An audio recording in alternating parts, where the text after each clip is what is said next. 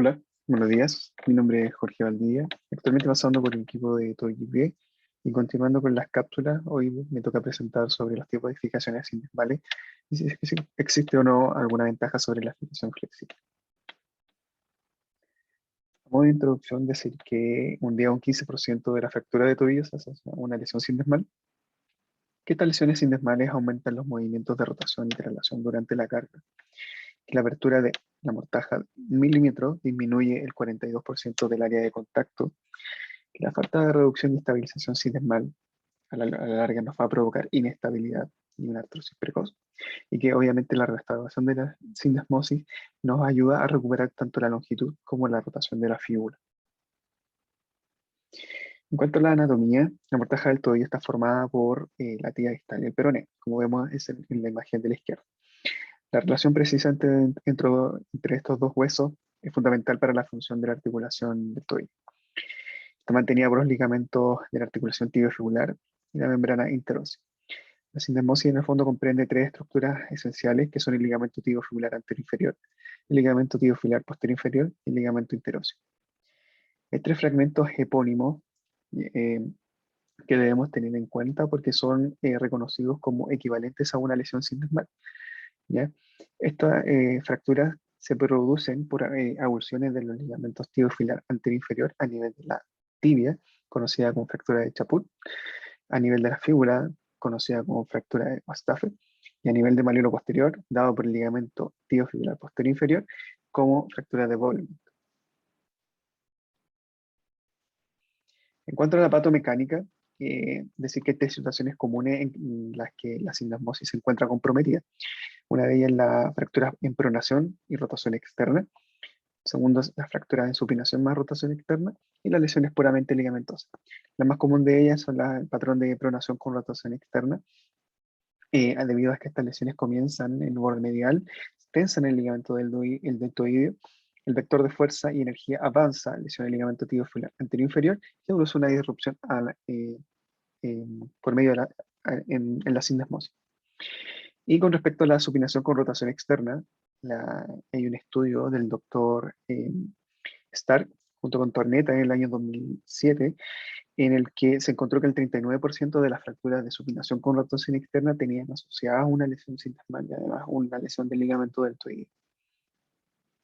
Y con respecto a las lesiones puramente ligamentosas, la dorsiflexión forzada del tobillo puede producir un desgarro en el ligamento tibiofibular anterior inferior, pero sin lesión ósea, ¿ya?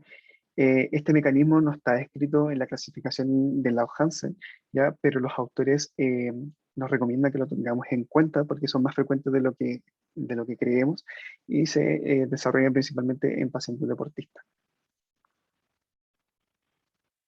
Entonces, ¿por qué reparar la sindesmosis?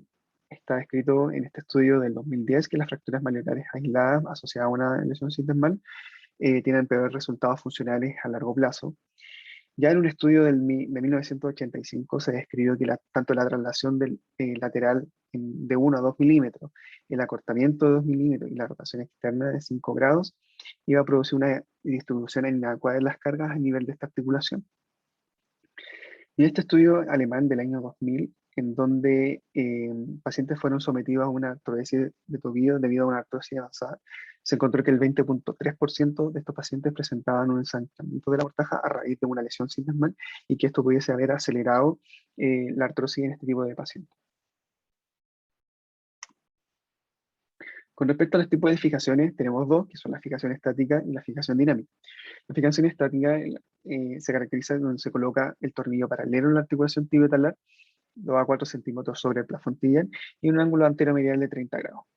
La fijación dinámica, por otro lado, utiliza fiberware transindesmal, se asegura con una sudura en la placa fibular y permite el movimiento más fisiológico entre la tibia y la fibula, lo que pudiese tener una ventaja mecánica con respecto a la fijación estática.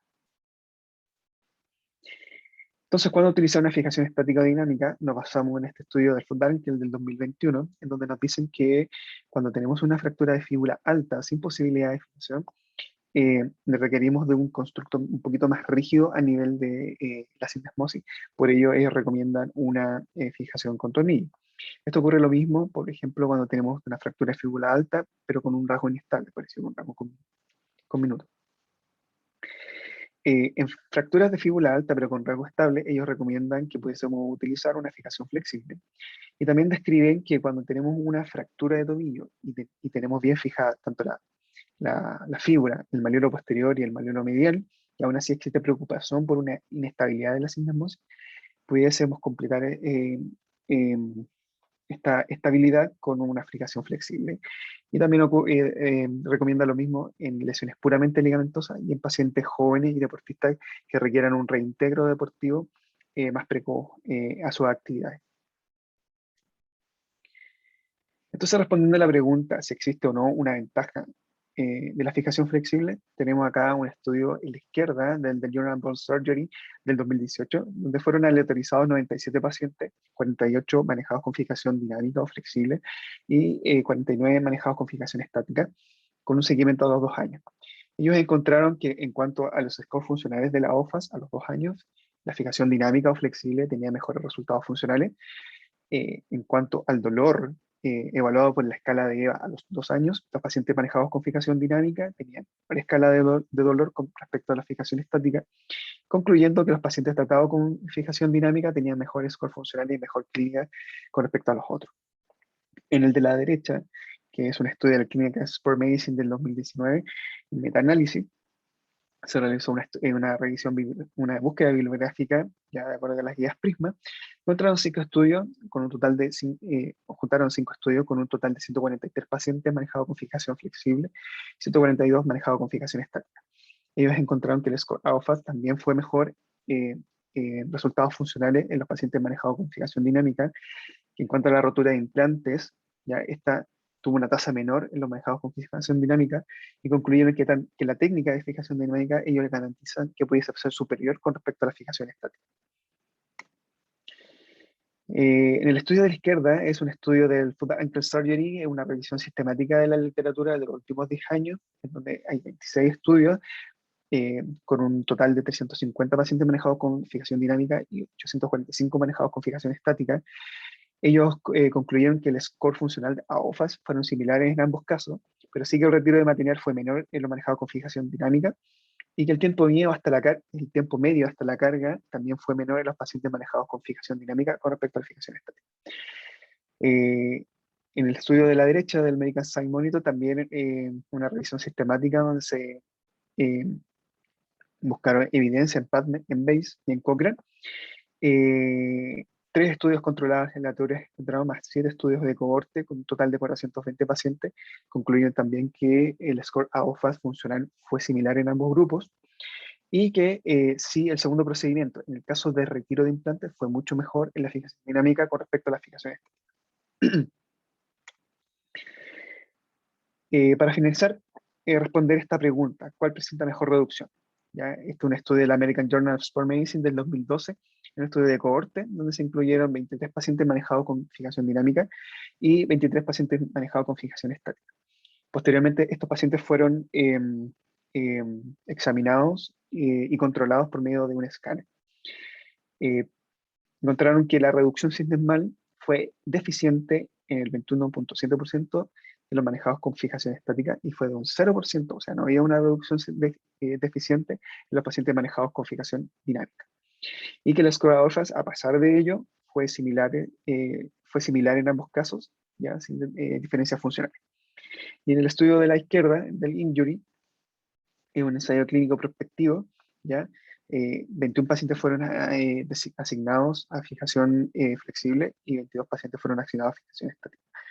La reducción sindesmal con un seguimiento a 2 años encontraron que había aumento de tasas de malreducción en pacientes manejados con fijación estática y había una mantención de la reducción en los manejados con fijación dinámica o flexible. Esto ayudado por la fisiología, entre comillas, los micromovimientos más fisiológicos que permite la fijación dinámica, concluyendo que incluso la fijación dinámica presenta un potencial de capacidad de permitir la autorreducción. Como conclusión, podemos decir que actualmente se conocen 2 tipos de fijaciones, estática y flexible. ¿Ya? La fijación estática con tornillos eh, tiene un menor precio, al parecer es más simple, pero esto está dado por el conocimiento de la técnica.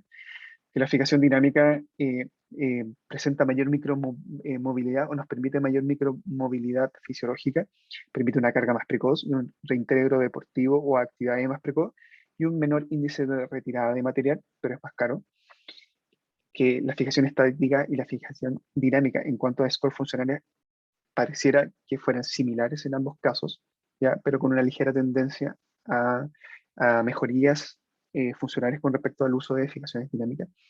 Y con respecto a la reducción, con respecto a, eh,